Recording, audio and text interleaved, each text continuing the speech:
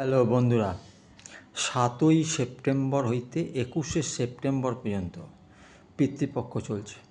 এর মাঝে অনেকেই তর্পণ করলে করে নিতে পারেন, কোনো অসুবিধে নেই।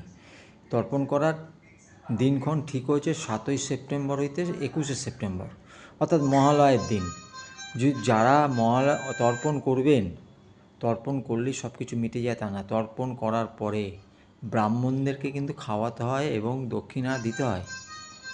আর গরিব দুঃখীদেরকে কিন্তু খাওয়াতে হয়, পশু পাখিদেরকেও খাওয়াতে হয়। তো এইগুলো কিন্তু অবশ্যই করার ক্ষেত্রে ভুল করবেন না। আর এইগুলো করলে কিন্তু তর্পণ সাকসেস হয়। আপনি যাদের উদ্দেশ্যে তর্পণ করেছেন তাদের আত্মা শান্তি পায়। তো এইগুলো করার ক্ষেত্রে পিছিয়ে আসবেন না। আমার এই ভিডিওটা সবার মাঝে শেয়ার করে দিন। আপনারা সবাই সুস্থ থাকুন, ভালো থাকুন।